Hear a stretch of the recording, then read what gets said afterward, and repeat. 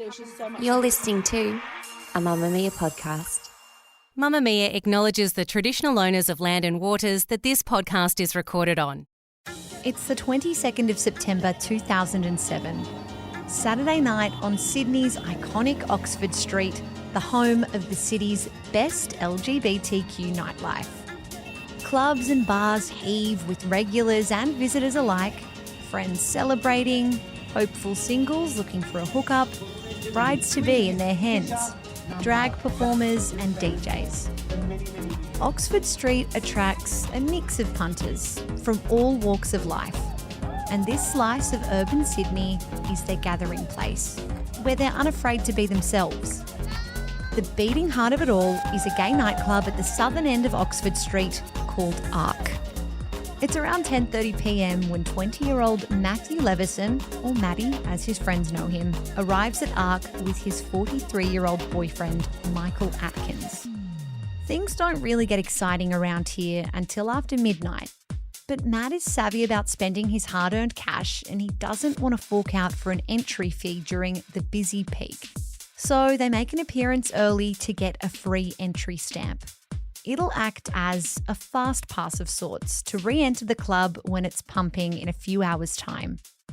They head to a friend's for some drinks a couple of suburbs away from Oxford Street's Darlinghurst to Alexandria before making their way back to Arc after midnight.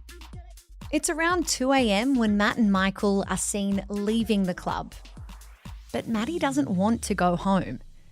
He texts a friend that Mike needs to get over himself. 23 years his senior, Michael is said to be a jealous and controlling man. Matt's friends know he's unsure in his relationship. Matt says he's even thinking of moving to London for a fresh start. But the 20-year-old will never book those flights or see his friends again. It will be a decade before the man who knows what happened to Matt Leveson leads police to his body. The same man who walks free to this day. What happened on Sunday? What time did you wake up? In the afternoon sometime, about 2 o'clock or something, 2 or 3. And then we sort of just had, lazy Sunday afternoon really.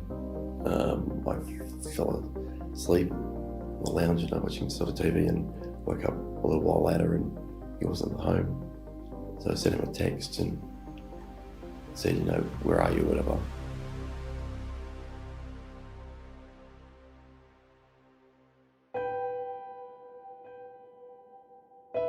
I'm Emma Gillespie and this is True Crime Conversations, a Mamamia podcast exploring the world's most notorious crimes by speaking to the people who know the most about them.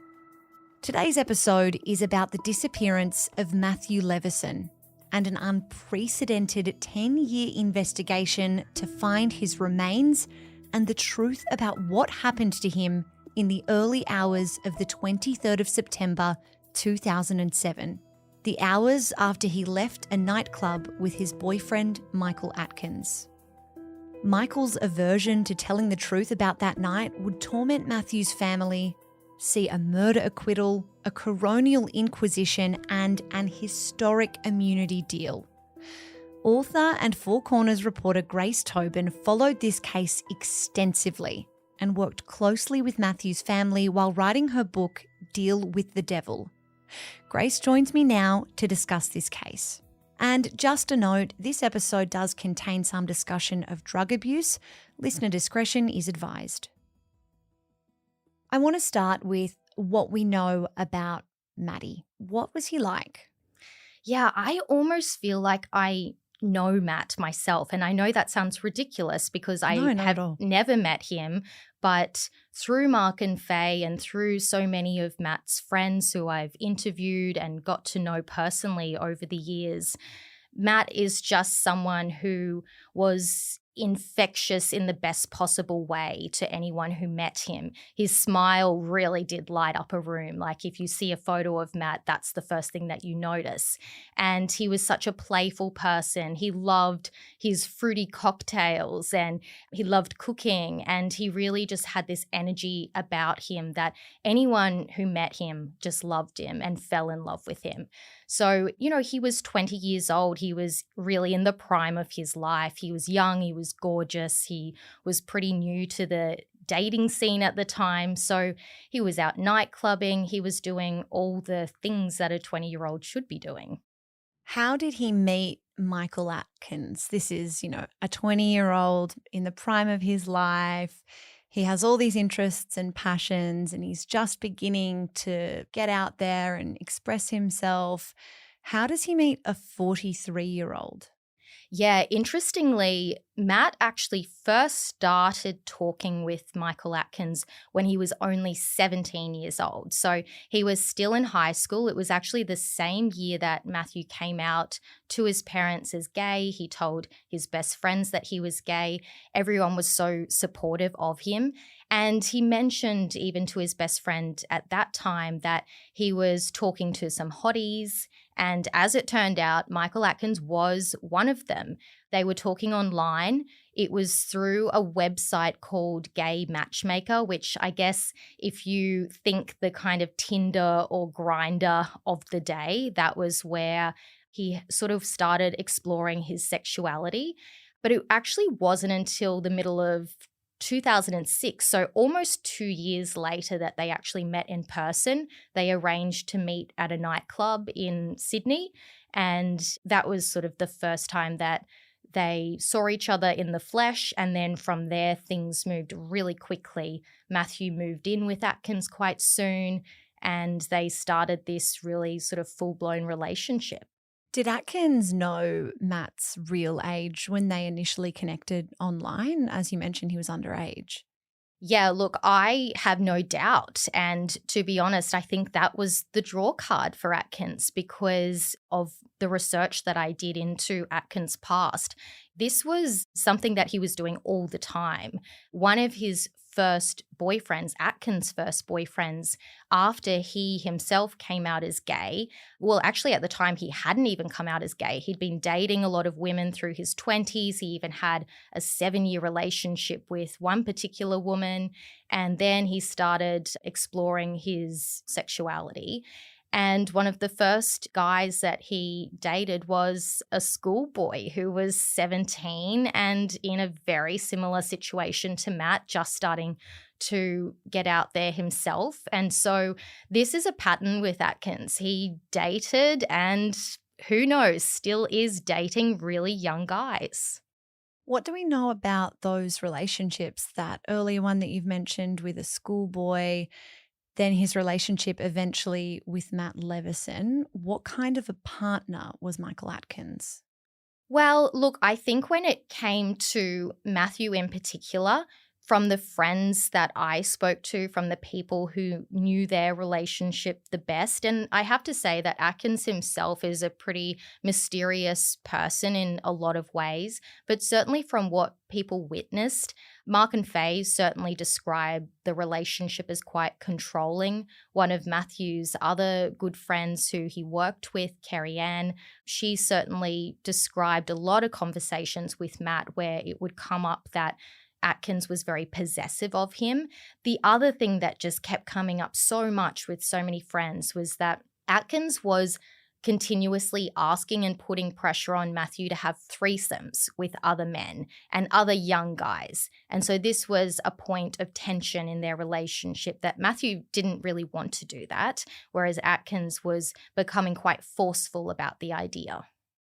In terms of how Atkins was making his money, he had a day job, but what was the role of GHB in his relationship with Matt? Can you tell me about the drugs? Yeah, sure. And it's definitely a sensitive, kind of controversial area of this case. It's really difficult for Mathew's parents to have had to sit through all the ins and outs of this side of things. But unfortunately, the reality is that as a couple, they were involved in selling the party drug GHB. And so essentially they would sort of package it up at home themselves and use those little soy sauce fish containers. And so they would package that up in the sink at home and then they would take that out to nightclubs and on-sell it. It seems like it began as something that they just thought was a good opportunity to fund their lifestyle, essentially, that they were out partying, all their friends were out partying. So this was a way of making some fast cash on the side. And it certainly seems like Atkins was the driver of it. He felt very motivated by how lucrative it was becoming. On the 22nd of September 2007, Michael and Mathew head to Arc, the iconic Sydney gay nightclub. Were they there for a social night out, or were they there to sell drugs? To be honest, it was a bit of both. I think their main motivation of going out, and certainly Matt's main motivation, was to meet friends, to dance, to have a great time. And that's certainly what the witnesses who were there that night told me, was that Matt was having a great time. He was laughing, he was dancing, he was taking selfies with friends. They were there to also meet up with Matt's older brother, Pete, at the nightclub. So they were having a normal Saturday night out, it seems. But on the side of that, there was also drug selling happening. And you see that in some of the text messages that happen later on in the night. So it's around 2 a.m. It seems like there's tension between Matt and Atkins at that point in the night. And there's text messages to that effect. So Atkins is asking, "Where are you, Matt? And we need to go to the car to get more ecstasy so that we can sell more drugs in the nightclub." And that's really where we see a little glimpse into their night through CCTV. What does that CCTV show us? It's 2 a.m, their night's wrapping up. Is that the last time that Matt is seen alive? Well, it's the last time that anyone other than Michael Atkins sees him alive. So the CCTV was really crucial to the investigation. It shows the pair leaving the nightclub. You can see Mathew striding out in front of Michael Atkins. Mathew clearly doesn't seem happy with his older partner. And then those text messages around 3 a.m. show that friends are looking for him and saying, "Where are you?" Matt actually replies to one of the text messages. It's 3:19. He says, "Mike's having a cry. He's taking me home. He won't let me stay." He uses some colourful language to describe Atkins, says that he needs to get over himself. And the friend replies, "Oh, well, I'm sure you'll be all right," which clearly Matt wasn't. It was the last time that anyone sees him. He's driven off by Michael Atkins. Michael Atkins is behind the wheel, and he's driven off essentially to his death. In that gap between 2 a.m. when we see them leave Arc and after 3 a.m. when those messages are sent, Michael comes back into Arc, presumably to sell more drugs. Do we know what Matt was doing, where he was in that time? No, it's one of the huge mysteries of the case. What about Matt's brother? You've mentioned he was with them at Arc. At what point do they become separated? Did his brother give you any indication that he was feeling concerned about Maddie on that night? Yeah, so Pete is in the nightclub with Matt. Pete really describes Matt sort of being out of sorts in some way. So I think it seems clear to anyone who's around Matt that he has taken something potentially, that he is kind of bouncing around, but he's not completely there at the same time. So I think Pete had some concern for his brother, but it was one of those situations where there was tension between Matt and Atkins. And so Matt was also kind of ignoring his brother as part of that. And so there wasn't concern in the sense that Pete thought something bad was going to happen. The next day, everyone has presumed Matt's gone home with Michael Atkins, albeit a little disgruntled that his night stopped earlier than he'd hoped. What does the version of events from Michael Atkins tell us about the hours and days that follow? Yeah, so really the web of lies begins almost from the morning after that nightclub evening. Atkins is texting Matt as if he has no idea what has happened. Things like, morning, baby, I woke up and you're not there. Just let me know where you are, please. Miss you, with lots of kisses. Baby, will you please call me? What's up? So these are all messages coming through to Matthew's phone. He then appears to start working on fabricating this whole story that Matt on the Saturday night had gone back out with his friends to the club and must have stayed over at one of their places. He's texting Matt's friends. He's texting his own friends asking, oh, did Matt go out with you? Those same friends are obviously very confused and they're texting Matt's phone asking, well, what's going on? So this goes on for a couple of days. The Tuesday rolls round and that's the first day that Mathew was due at work. And so he has a very close work colleague, Kerry Ann, who instantly thinks something's up because Mathew never calls in sick. And if he was to call in sick, she would be the first to know that he wasn't going to be showing that day.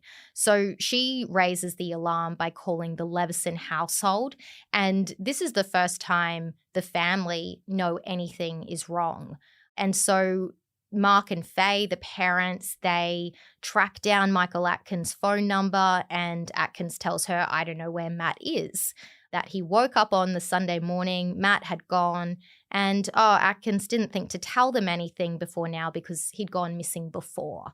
On the flip side, Mark and Faye are just beside themselves. They think this is completely out of character for Matt, so they're calling around all his friends and they immediately want to make a missing persons report.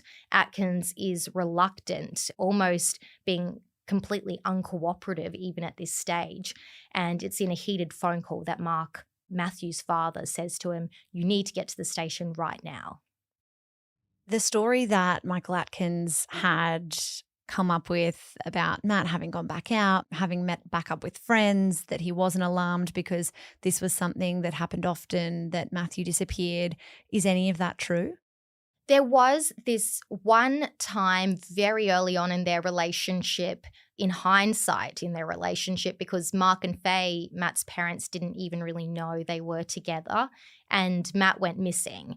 But as it turned out, he was with Atkins. So he was a young guy who had just started dating someone and he went missing, but he just hadn't told his parents where he was. So that is completely different to this scenario. So Mathew is reported missing. What does Atkins tell police in those early stages of the initial investigation? Yeah, so pretty much lies and nothing but lies. His story just keeps changing at this point. So Mark and Faye learn really the details through a kind of informal interview with police at those early stages reporting him missing. And Atkins tells police that Matt and he had gone out clubbing on the Saturday night. He said he wanted to leave early and Matt didn't want to. He reported to them that we got home and we didn't say much to each other. We woke up the next morning and everything seemed fine. I was talking to him. He was talking to me. Between 8 and 9 that night, which is the Sunday, was the last time he saw Matt. And Atkins tells the cops that Mathew had plans to go out with friends in the city. We know now that Mathew was already dead by this point, so this is completely fabricated. And you know, it's the day after making that police report in some ways that the most extraordinary thing happens. And that is Atkins has reported his boyfriend missing and then he travels up to Newcastle, 2 hours north of Sydney, to have sex with a 23-year-old man who he'd been talking to online for a few months at that stage. So while Mark and Faye are out literally searching for their son, he's already off having sex with someone else. When does the version of events presented to police and Mark and Faye begin to unravel? At what point is Atkins suspect number one? Yeah, so it was fairly early on in the scheme of things. And the major piece of the puzzle that comes about is on the Thursday. So the nightclub's on the Saturday night. This is on the Thursday. A police patrol car comes across Matt's missing car at a sports oval. And so that then sort of sparks a proper investigation. Up until that point, it was just a missing persons report that really wasn't being taken that seriously by police. I think about that all the time myself, that perhaps if it had been a young 20-year-old blonde, gorgeous girl with a much older boyfriend who'd been missing for 4 or 5 days, that things would have been really escalated by police and even by the media. But for Matt, there was really very little effort at those early stages to do much about his disappearance. Does that tell us anything about public attitudes towards queer people at that time? I definitely think it made a difference in this case. I think there were some good cops who worked on this case from the beginning, and I think they tried despite some attitudes in the community. But I do think on a whole, when you look at the Leveson case, you know, this is a gorgeous young man who's disappeared in highly suspicious circumstances, and the evidence is mounting against his much older partner who's acting suspiciously. So I always couldn't help but think, looking at everything, that if this had been this young, gorgeous 20-year-old woman whose much older partner was acting suspiciously, it first of all, it would have been in the media overnight. Like, it would have been one of those cases that everyone became obsessed with. And so therefore, all the resources from a policing point of view would have been thrown at it as well. I think the truth is Matt being gay has made a difference to how this case has been treated by the police, by the media, by the public, potentially even by a jury down the track, who knows. So it's the car that then sparks a kind of full investigation. And the car becomes a huge part of the evidence in this case and a huge reason as to why Atkins becomes a suspect. And it's not so much what was found in the car, but what was missing. So when police open the boot of Mathew's car, there's sort of frayed wires in the back, which turns out to be what was a boombox or a big kind of speaker that Matt had installed in the back of his car. He loved playing his tunes really, really loudly from it. So that was something that even his workmate, Kerry Ann, said he drove off on the Saturday night with his music blaring from his car. By the Thursday, the car turns up and the boombox is gone. And so it looks like it's been ripped out of the back quite quickly and with no care or attention to why it had been ripped out. And in its place, in the boot, is a bit of paper, and it's a receipt from Bunnings Warehouse. How is Michael Atkins connected to that Bunnings receipt? So the police take that receipt, they look at the timestamp, and they also look at the items that were purchased. And this is the chilling part of that receipt. It shows that what was bought on the Sunday, so the day after the nightclub, the day after Mathew's seen for the last time alive, and it shows that on the Sunday, a mattock, which is essentially like a pick, a big kind of digging instrument that sort of has a flat edge on it, that was purchased along with gaffer tape. And so the police obviously get straight over to Bunnings and ask for the CCTV footage to show who on earth purchased these items and why was the boot of Mathew's car empty with, you know, these items on a receipt. Lo and behold, the footage shows a guy in a pink polo shirt. He sort of has shorts on and he's at the counter paying for these items. And you zoom in and you can see clear as day, it's Michael Atkins. And, you know, I still can picture it in my mind, the footage as he walks out the door and there's this mattock swinging by his leg. And he's just there with all these customers, families on a Sunday shopping for home renos and that kind of thing. And he's just there in broad daylight buying these items. How quickly then is he brought into police custody and questioned, and how does he explain being in Bunnings, buying those items? Yeah, so he's brought in to be interviewed fairly quickly after that. Police are obviously extremely suspicious about why on earth he's in Bunnings buying these things, but also why his story doesn't match up with what he's told the missing persons report. So when he's interviewed by police, and it is an extraordinary interview from start to finish. I mean, the denials are just thick and fast, everything. He just completely denies in the face of what the evidence is. You know, he's asked directly, did you purchase a pick and gaffer tape from Bunnings?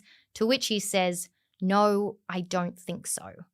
This is on the Thursday or Friday after the Sunday. Yes, that's right. So the police already have him in their sights quite early on, really. But that interview is such a key point of this case. And in some ways, it's the missed opportunities that come out of this interview, because Atkins seems close to cracking. Like, the pressure is on him within this interview. He's denying, but he's talking. And that in itself is something that police don't always get. They don't always get a suspect who will actually speak and answer questions.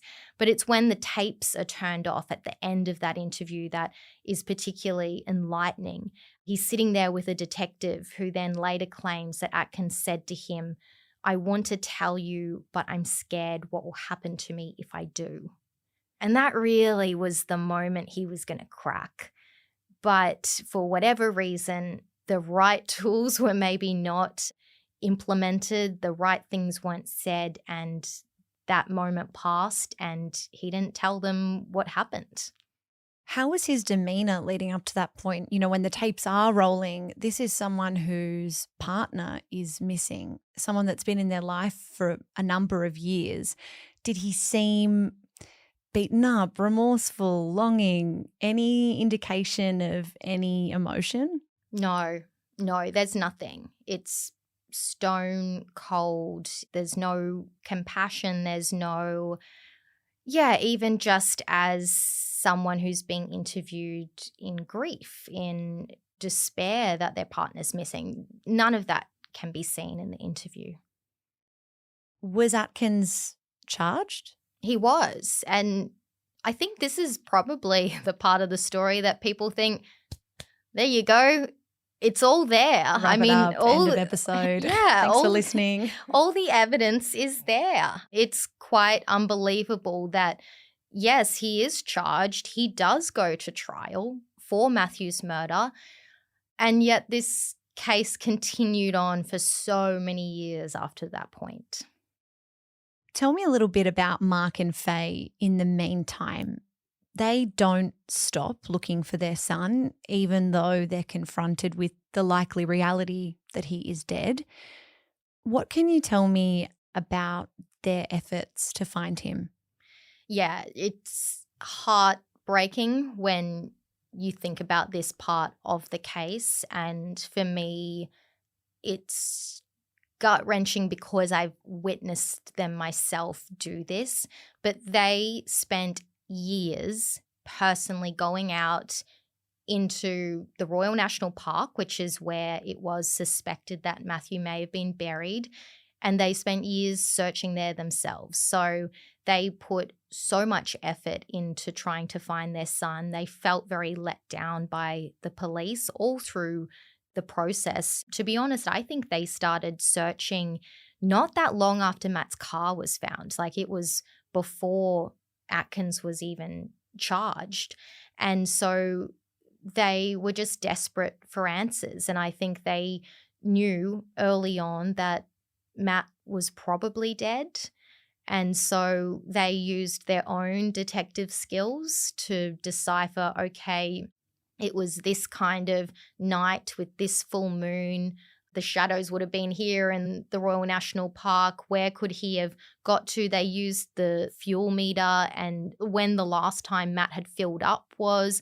And to be honest, Mark is an accountant, so he was pretty good at figuring out the ins and outs of the radius that they needed to search. But they searched all over. They would take a pick, like the one that was purchased at Bunnings, out into the Royal National Park and literally dig for their son's body.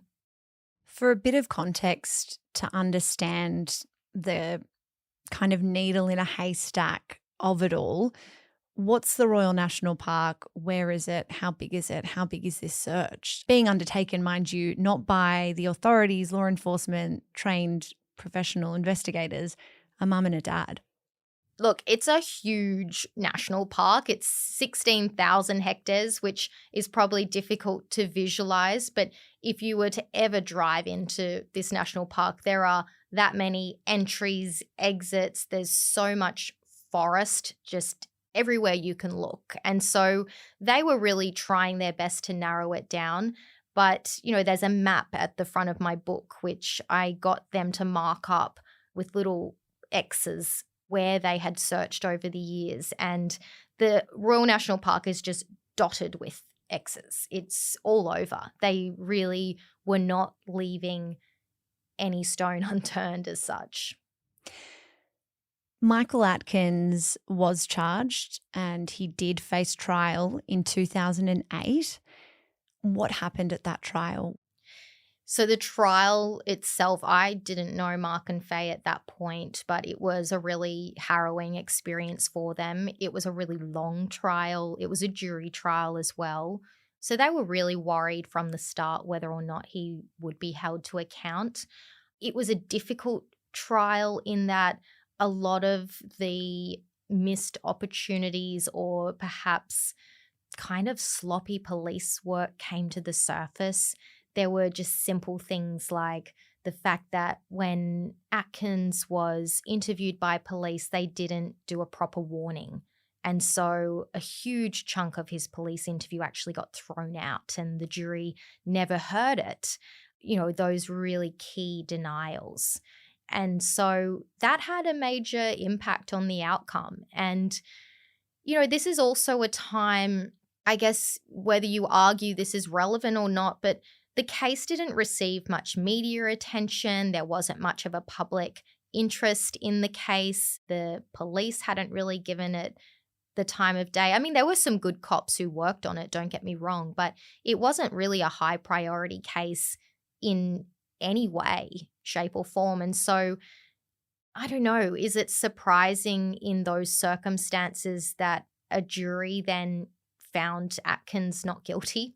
I don't know what story they bought. It was put to them that Mathew might be overseas somewhere, that he may have been spotted elsewhere. They had all these, you know, different possible sightings of him that were brought forward as part of the case. The defense put up a theory that maybe it was a drug deal that had gone wrong and that Mathew's life was taken as a result of that. So there was enough confusion there that the jury did not find it compelling enough that he had been murdered by Michael Atkins. And so he walked. You're listening to True Crime Conversations with me, Emma Gillespie. I'm speaking with Grace Tobin about the death of Matthew Leveson and his parents' decade-long search for the truth. So he walks away, an innocent man, declared by a jury, he's free. What happens to Michael Atkins after that? Where does he go? So Atkins moves to Queensland. He moves to Brisbane. Yeah, he's a free man. He's not an innocent man, but he's free. And he moves straight into the Fortitude Valley, which for those who aren't familiar with Brisbane, that's essentially the Surrey Hills, Oxford Street in Sydney. It's the comparable sort of area. It's where all the nightclubs are. It's where, you know, really the gay scene is as well for people living in Brisbane. And so Atkins lives in an apartment in the middle of Fortitude Valley, and he quickly gets a new boyfriend who looked at the time strikingly similar to Matthew Leveson. He's, I think, even younger. He's blonde, he's attractive, and he came with his own cohort of other young, attractive gay guys. If I can be so bold as to say this, Atkins does not strike me as a particularly charismatic or appealing man. What power do you think he had or has over these younger men? Yeah, it was certainly something I was asking the same question when I was writing the book, and I really wanted to talk to people who might be able to shed some light on that. I did speak with some people in Brisbane who knew him at the time that he arrived there. And his hold over these younger guys was essentially that he would go out and he would shout them all drinks. He was the guy with money because he was older, he was full-time employed. A lot of the guys he was hanging out with were probably at uni or fresh out of school. So he is sort of funding their lifestyle. He's buying them shots at the bar. He's having them over for... There was this really disturbing photograph that I came across called Pool Party for Porn Stars, I think it was. And it was essentially this event that he hosted at his apartment block in the pool area. And it was all these really young guys in, Speedos around the pool. And he just sticks out like a sore thumb in the middle of them all. They all look like they're in school still. And so that was really, I suppose, his attraction. He had this apartment that they would all kick on back at. He was offering them something that was quite a shallow thing. But I suppose when you're 18, 19, that is attractive in its own way. So Michael Atkins is living it up in Brisbane's Fortitude Valley. Matt Leveson's parents are continuing to search for their son's body. When does a breakthrough come in order to reopen the case?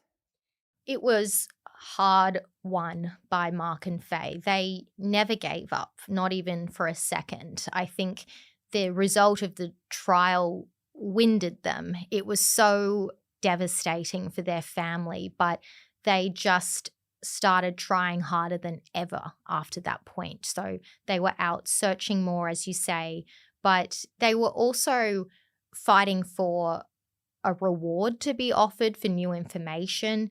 They were fighting for an inquest then to be opened. And really that is the point that a new detective came onto the case. So the New South Wales Police did agree to offer a small reward for information leading to a conviction in the case, knowing full well that really the only suspect was still Michael Atkins. That never changed, even after he was acquitted. If fresh leads had come through, they would have investigated, but it was clear as day that he was the one responsible in some way. So the reward was there, and from there they started pushing the police to keep investigating, to not let this case go cold. And the police make them that commitment. But it's not until a detective called Gary Jubilin, who most people in the true crime space are quite familiar with, Gary came onto this case. And it's during a time in his career that he describes himself as being at a bit of a loose end. So he'd recently taken quite a long break. He'd been off work for about 12 months. And he came back to this essentially untouched file on his desk. And he's working out of the unsolved unit at the time. And he's kind of annoyed, to be honest, that nothing's been done with it. He was aware of the case before he went on leave, and he comes back and it's still there. No one's picked it up and run with it. And so Gary, being Gary, almost out of frustration, sort of went, I'm going to hit the ground running on this one. And so he starts following up other leads that have come in through Crime Stoppers. There is one lead which is kind of a dogleg to the whole case, but they do go out and investigate some fresh information that came about through an ex-boyfriend of Atkins. They exhaust that line of inquiry though, and that in itself is a huge disappointment for the parents. And it's kind of from there that Gary thinks, well, let's try and take this to an inquest. And so then it becomes about trying to get an inquest. And for those who aren't familiar with inquests, they're very different sorts of procedures to a criminal trial in that it's inquisitorial, more evidence can be heard, different types of evidence can be heard, and it's about trying to find out the cause of death rather than getting a conviction. So it's 2014, Gary Jubilin is brought in, the inquest is happening, you come into Mark and Faye's life. it feels like everything is happening all at once, all of a sudden after years and years of almost nothing. Yeah. And look, I think it was a point in the case where, yes, there was this absolute gun detective on the case, which gave Mark and Faye, reason to feel comforted by the fact that someone was taking care of it. On my side of things, I'm promising them, you can have a 60-minute story. We're going to look into this. We're going to put this case on the public agenda.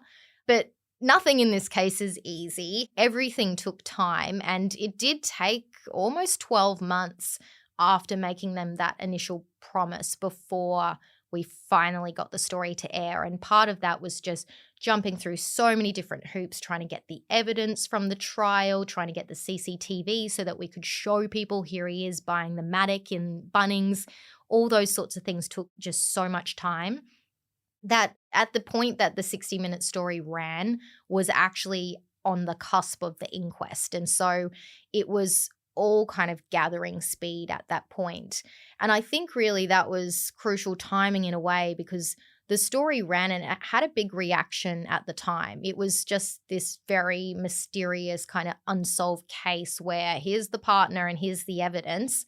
And the inquest had only really been set down for 4 days at that stage. So it was going to be kind of straight in, maybe hear from the family and about their loss, and then a kind of open finding potentially as to how Mathew had died. This was their last-ditch attempt to get answers.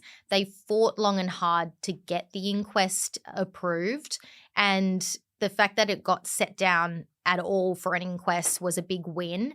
But then at the same time, it was disappointing that it was only going to be for 4 days, because what can you do in 4 days? They weren't going to really call any witnesses apart from the family themselves. Michael Atkins wasn't going to be called. It would have just been the police and the family really, and then an open finding. And I think that is probably where in some cases it does make a difference that the media take an interest. And I think having this big 60-minute story that came out with an interview with the parents, all this compelling footage, there was public outrage over the fact that this guy seemed to have got off. And so lo and behold, the inquest suddenly gets expanded into then weeks, well, initially weeks. It ended up running for years. And the media interest in it became extraordinary. It was like a circus every day I was down there. And so for me as a journalist, that was one of the times in my career where you can really just see the impact of putting a case like this in the public spotlight. That must have felt extraordinary for you, having spent all this time with Matt Leveson's parents.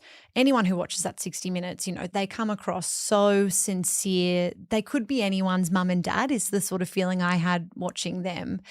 What was that like for you, that you've put all of this effort, that you've promised them that people will know about their son, to have then the inquest erupt? Oh, it was amazing. It was what you want to do as a journalist. It's why I'm in this field, to have that kind of result.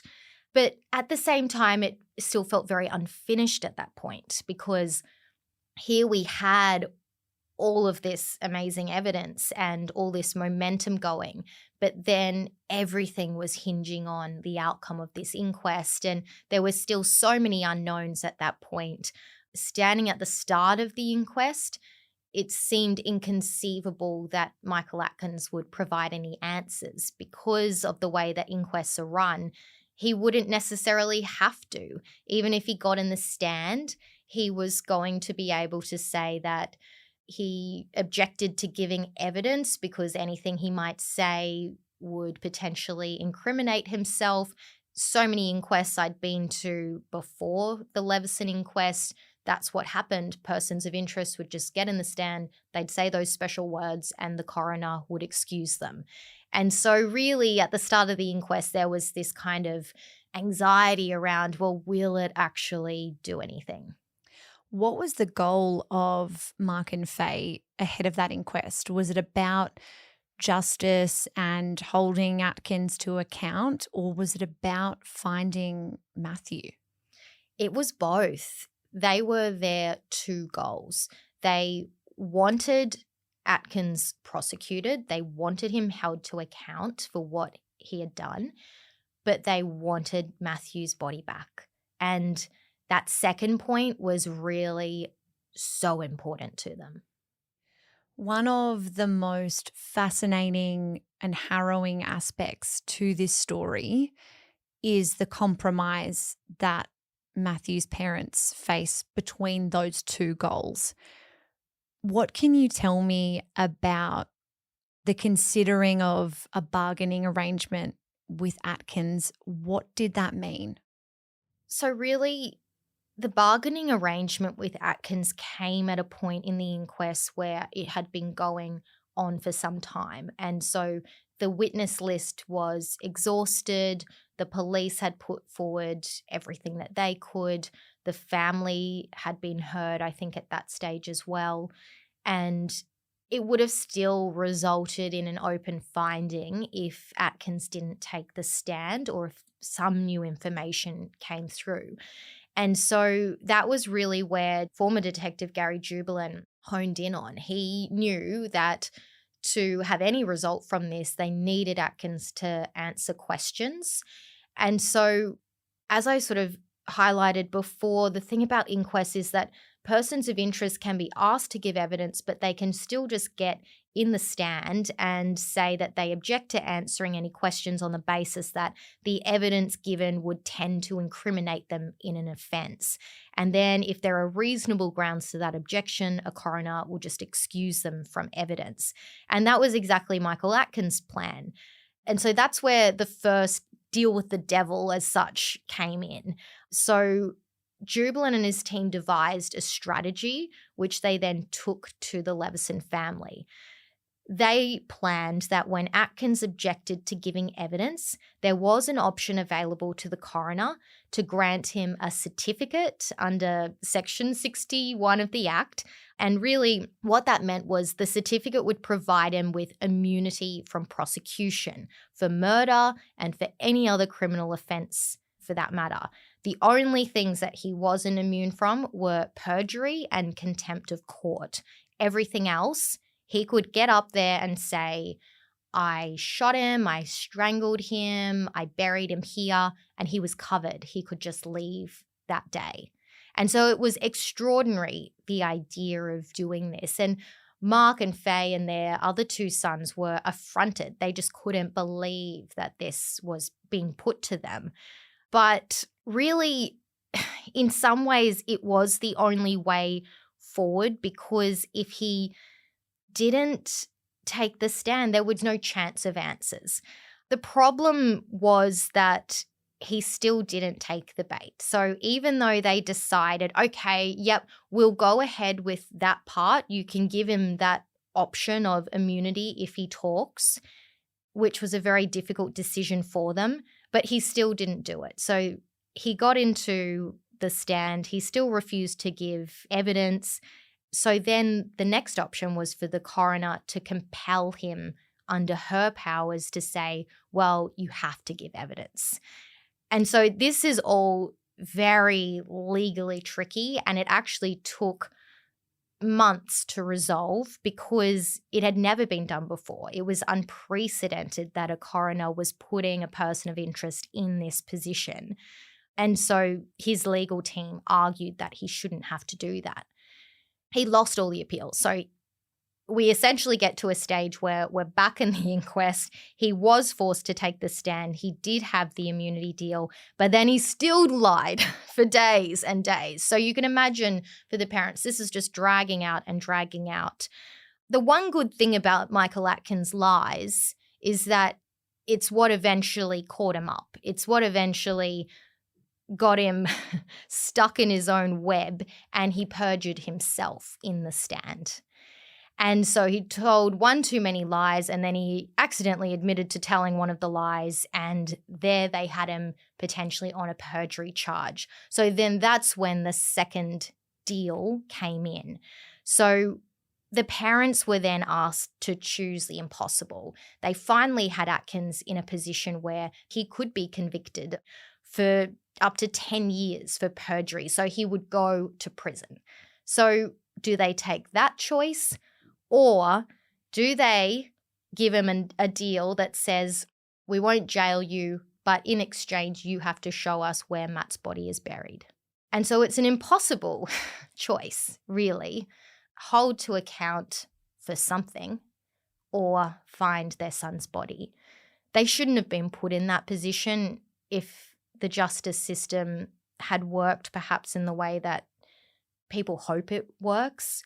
But for them, I'm struggling to find the words because it wasn't a choice. It was such a difficult decision. They didn't want one over the other, but they chose to find their son's body. And a big part of that was because they didn't want that burden on their other two sons. They say themselves they didn't want to die and leave their other two sons still searching for Matt. So that's why they chose that option. Gary Jublin says that there was nothing traditional about this investigation. That bargain, that deal that was put on the table in 2 different iterations was unprecedented. The parents should not have been put in that position, as you say, but did it pay off? Did they find their son?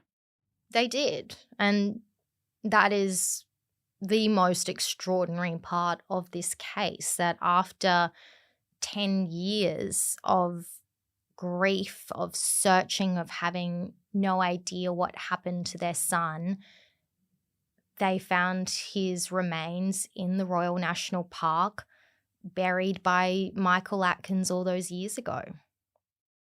Where he was found, and your map from the Levesons with all those X's dotted from all those nights that they spent trying to find him, were they close? They were very close, yeah. They were certainly in that area at one point in time. So I don't think they would have found him, though, because in the end, where Mathew was found, it was actually through taking out this quite small palm tree. It was as it turned out, 10-year-old tree, and that had actually grown out of the site where Mathew was buried. And so they probably themselves would never have found him because they weren't going to be taking out trees. And I don't think it would have occurred to them that that's where he would have been buried. But yeah, they were pretty close at times to being near where he was buried. Did Michael Atkins give any more information aside from that location of where Mathew's body was? Yeah, so when it came to him describing where he had buried Matt, he was taken out to the Royal National Park by the police, and his lawyers were there as well. They drove around for some time before he finally sort of settled on this particular spot. And he walked about 70 meters into the bush and kind of came back and said like he was quite sure that that was the location. And the police were sort of baffled because I think they thought that was a long way to be dragging a body essentially through the forest. And so I think they were skeptical at the start whether the location was right, but they dug up the area anyway. And in the first search, which took, I think it was about 10 days, they didn't find Matt's remains. And so then it was back to the drawing board. And so this process went on for some months where they took Atkins back to the Royal National Park. They actually even got Matt's car, which Matt's brother owned then at the time. And so they put Atkins in Matt's car and got him to really reenact the night and try to re-jog his memory as to where he'd taken him. He kept coming back to that same site. He also identified a second site where Matt may have been, so they dug up that site as well. And we're talking, excavators, like huge heavy machinery in the parklands and digging up trees and shrubs, all sorts of things. And so this was a very long process.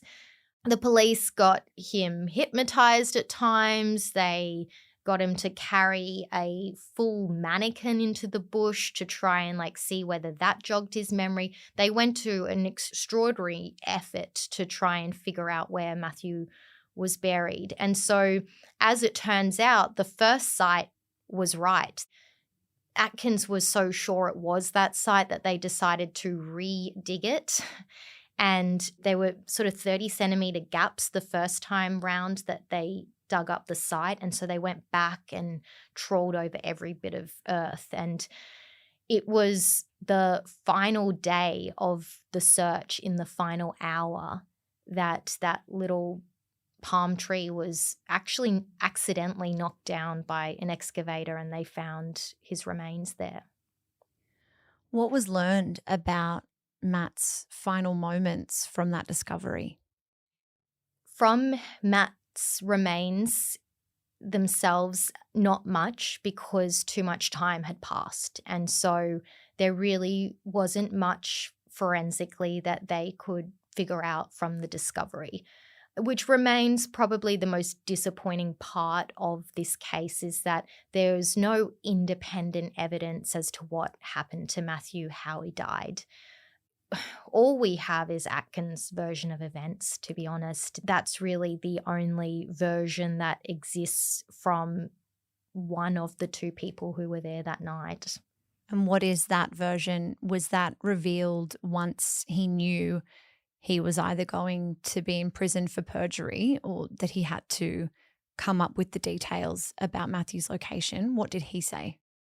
Yeah, so he was interviewed as part of that deal. Part of the deal was show us where you buried Matt, but also tell us what happened that night. And so Atkins provided yet another version of events, which is why Mark and Faye remain extremely skeptical about this version of events. But Atkins' version is that Mathew came home that night, he was pissed off at Atkins, and that when Atkins woke up the next morning, that Mathew must have overdosed, and that he found, a bottle of the drug GHB on the bench, and that maybe Matt had free poured it and taken too much and had died. And that he then panicked, that he felt like he was going to be blamed, that he felt like there was going to be so much shame attached to him and guilt attached to him, and, that he didn't want his mother knowing, all these sorts of reasons as to why he then decided, well, instead of calling an ambulance or the emergency services as perhaps most normal people would do, he decided to go and bury his boyfriend. What do Mathew's parents think happened to Matt? They think he was murdered. They believe that he was driven to his death that night by Michael Atkins, and that he was killed by Michael Atkins, and that is, for them, the only reasonable account of what's happened to their son. They just simply they completely reject Atkins' version of events. And he is a free man today, Michael Atkins? Yes. So we don't know much about his movements right now, but our understanding is that he's still living up in Brisbane. I was speaking with Mark and Faye last week about this, and they do get trickles of information from time to time from people, and there have been some sightings of Michael Atkins still in Fortitude Valley, I think at the train station and some other places. So he still seems to be getting around.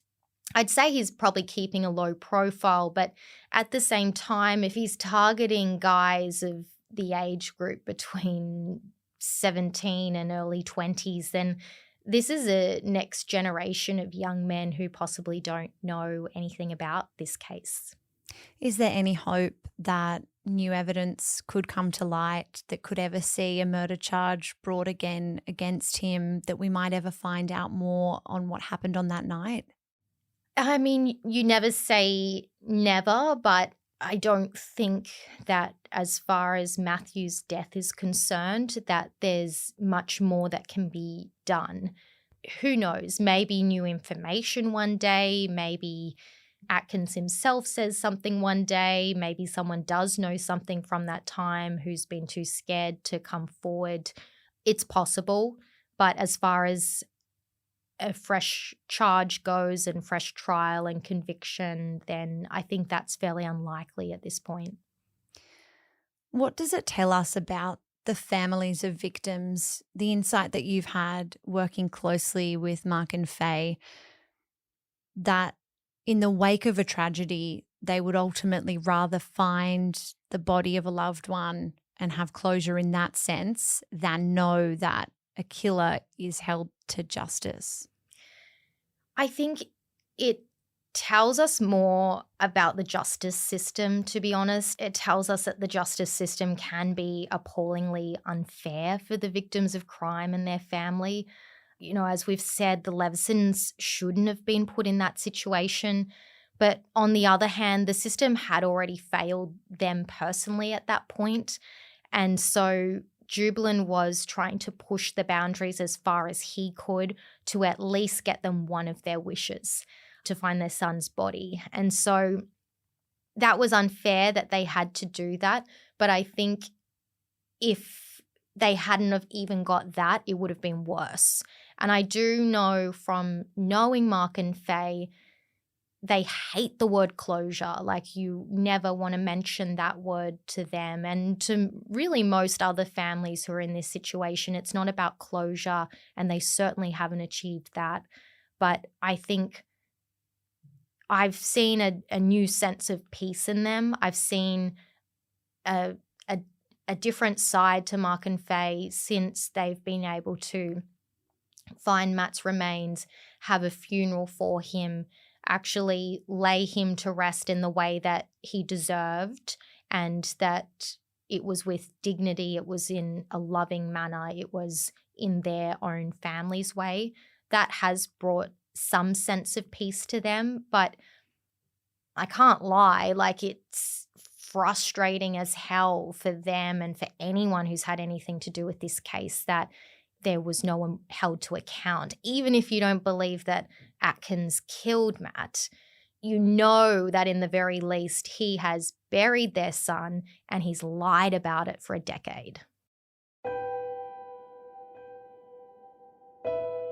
Thanks to Grace for her insights into this case. Her book, Deal with the Devil, The Death of Matthew Leveson and the 10-Year Search for the Truth, is linked in our episode description if you'd like to learn more about Grace Tobin's work. True Crime Conversations is a Mamamia podcast hosted by me, Emma Gillespie. The executive producer is Gia Moylan, with assistant production by Cassie Merritt. Our audio design is by Rhiannon Mooney. Mamamia is dedicated to telling powerful stories you won't hear anywhere else, like the one you just heard. Help us keep sharing these stories by subscribing today. There's a link in our show notes. Thank you so much for listening. I'll be back next week with another true crime conversation.